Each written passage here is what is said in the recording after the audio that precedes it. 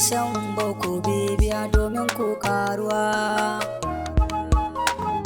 Yanci na gare mu mata. Yau da sautin waƙar ma na buɗe mana wannan fili namu. Domin kuwa ina son in duba mana wani irin dama da 'yanci mata suke da shi. Mata muna da 'yancinmu daidai wanda muka samu daga kundin ƙasarmu da kuma littafinmu Alkur'ani. Domin kuwa idan muka duba tarihi za mu ga akan cewa tun lokacin jahiliya ba a ɗauki mata da daraja ko kima ba. Domin kuwa a lokacin nan tarihi ya nuna mana idan mata aka haife su a zuriya ana jin kunya ana ma ɗaukansu a ji a busne su da rayukansu. Amma kuwa saboda zuwan addinin musulunci mata sun samu 'yancinsu, domin kuwa ya ba da dama da yawa akan mata.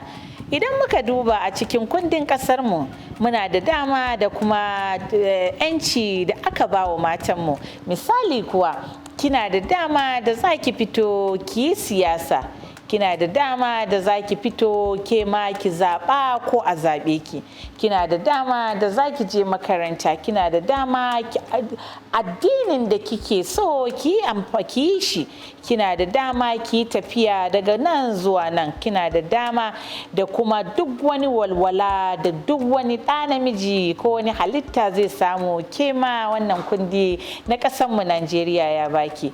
Barkanmu da warhaka a cikin wannan shiri namu na Moment with Bilkisu Sambo. To, kamar yadda nake faɗa, ya kamata ke kanki ki san irin 'yancin da aka baki, irin 'yanci da dama da kike da shi. Amma kash, wasu bayan sun sani barin ɗauki maganan 'yanci guda ɗaya shine 'yancin zuwa makaranta. Domin kuwa idan kika samu dama na yin ilimi so aikin ga duk wani dama za ki same su a tafin hannunki a matsayinki na mace. 'Yanci na farko, ki je makaranta ki yi ilimi, ki san akan cewa kin cancanta ki tsaya a inda ya kamata ki tsaya. Ki samu daman akan cewa idan za ki aiki wannan dama ta ƙasar ki Najeriya ta baki wannan dama.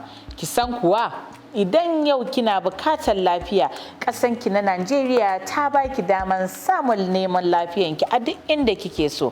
Addini bai wajabta mana akan cewa sai rayuwa sai ba za ki yi mu'amala da wanda ba dan addinin ki ba. Wallahi wannan dama ce sosai ga dan adam, wanda rashin sanin wannan dama shine da yawa muke samun rayuwa a cikin muke samun mummunan rayuwa.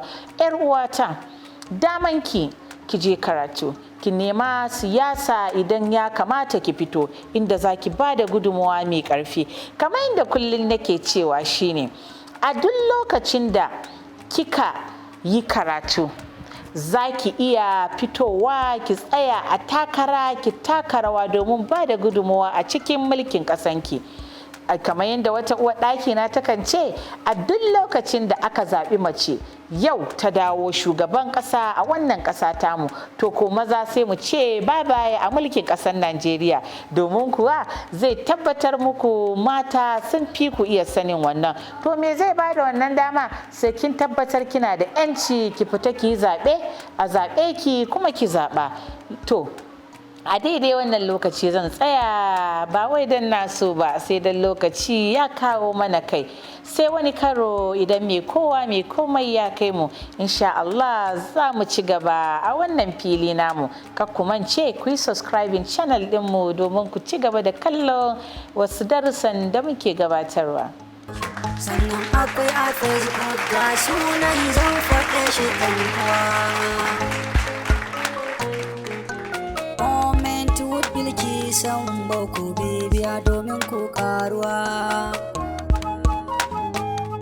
Search Moment with Bilkisan on YouTube, Instagram and Facebook. Ku nemi Moment with Bilkisan a YouTube, Instagram da Facebook.